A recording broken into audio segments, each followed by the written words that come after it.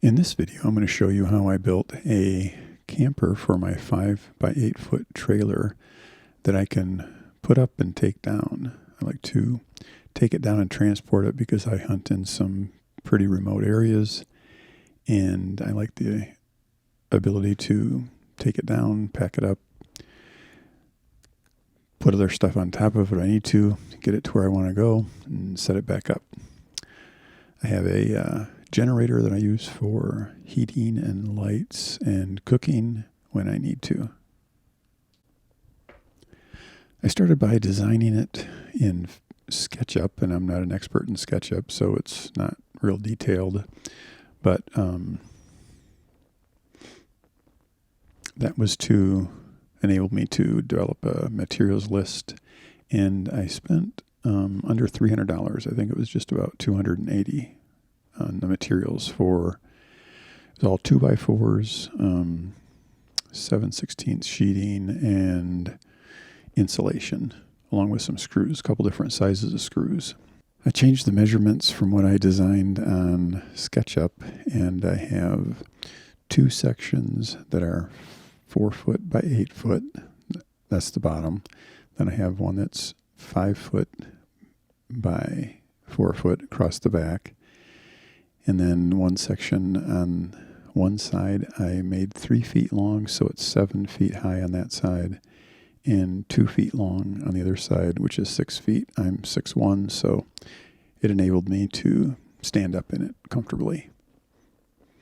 And I changed the design from what I designed in SketchUp and flipped the top portions to the other side so that I was walking in the door under the 7 foot section versus the 6 foot section.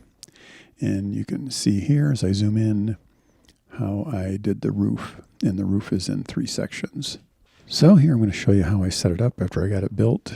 I was able to set it up by myself. If you had 2 people, it'd be really easy, but I just took one of the side sections in and stood it up. I can screw through it into the floor to stabilize it somewhat, but as soon as I got the back section in, and you can see here that I put an extra 2x4 on all the parts so that I could attach the sides and the back together, just like you would in a framing of a house. So put the one side up, the back up, secure those with the boards together, then slide the second section in. Once those are up, the top sections, all you have to do is lift them up onto the section below. They will stay fairly stable as long as you get a few screws in them from the top section into the bottom section. So I put one section up, screw it down a little bit, the other top section up, screw that in, and then the back top section, and screw all that together. At this point, it's fairly stable, very stable, I should say. And then in the front, I have 2 sections, one for the one side and one for the door. So I put the side section in first, then the door section, screw that into the sides. And then I can take the roof sections inside and lift those up and set them in because I did bird's mouth cuts on both sides. And once the roof sections are in, I just tack those down with a couple screws, and then I just cover the whole thing with a tarp.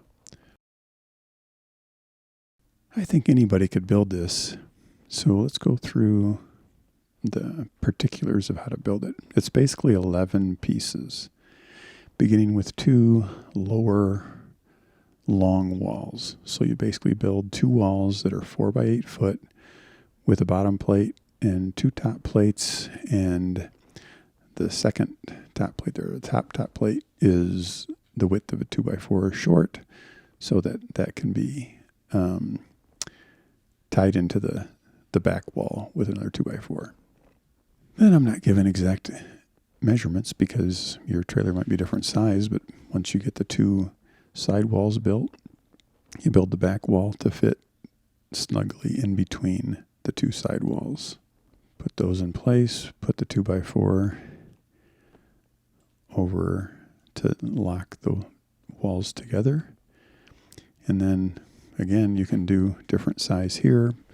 I did a 3-foot tall upper wall on one side, so this one is 3 feet by 8 feet, and one that is 2 feet by 8 feet to slope the roof to let snow and rain run off and to give me enough headroom. And then the upper back wall is not complicated. I just built this to slope from one to the other. I originally planned on having a second top plate on the upper walls in pieces that would go in between the rafters, so to speak. I thought I might need that for stability, but it was so locked in when I got it built that I didn't need to do that. So I might change that slightly if I built another one. Then coming to the front wall, you just want to build these 2 sections, doesn't matter how wide they are. You want to build them the same height as the lower wall. And then you build the 3 sections of roof. I made these not to where they were all the identical width, so they would stack better. And once you figure out the bird's mouth on both ends, what I did was I built the walls. I didn't put the outer sheathing on until I got the roof panels built. And then I measured the walls, and you can see here how the sheathing comes up a little bit higher than the top plate of the wall. So some things to point out for the roof. You can see here that I have an overhang on 2 sides, but not on the front side. That's because I just covered this with a tarp. I kind of expected the outside of it to get wet. Here I put what I'll call a rafter, and far enough from the edge so I could put my 7/16 sheathing wedge in there, as well as a piece of insulation. The roof is made up of 3 sections. They're not all the same width.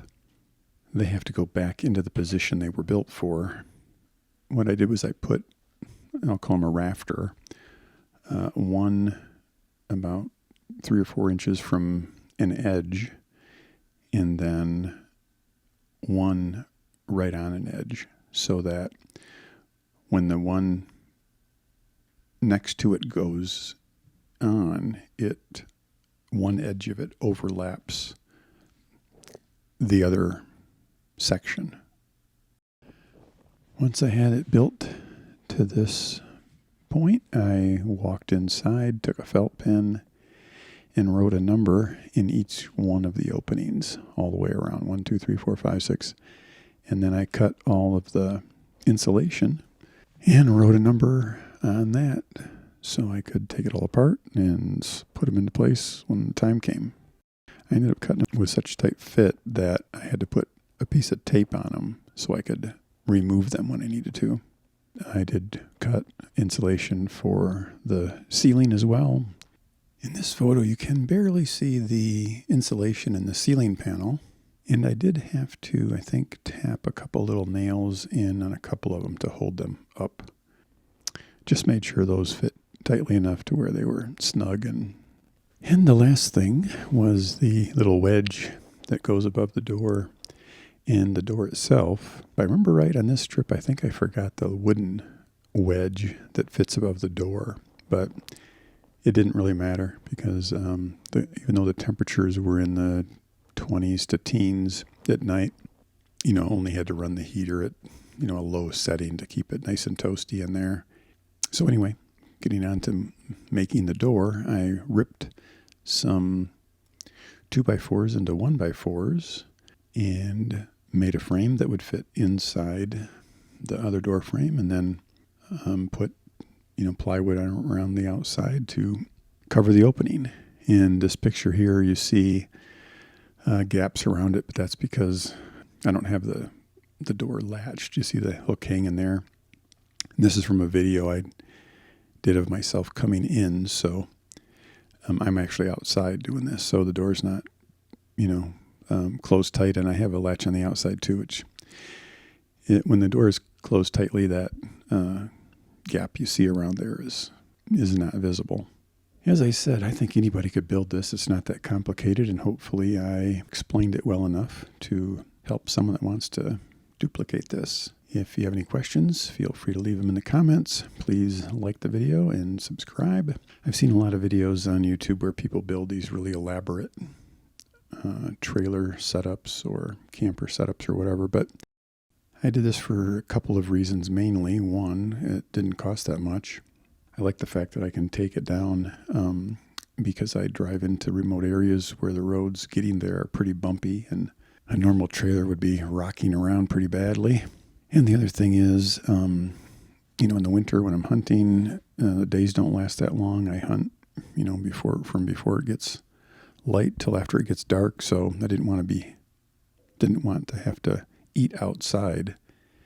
And like I said, I can stand up in this comfortably. I made some shelves that fit in after I get set up for a, cooking platform. I'm in there at night. I got the generator. The generator runs the electric plate I need to cook, and my coffee maker, toaster, and lights, as well as a heater. And I can get up in the morning, stand up, get dressed, cook myself some breakfast, make some coffee, and head out before it gets daylight.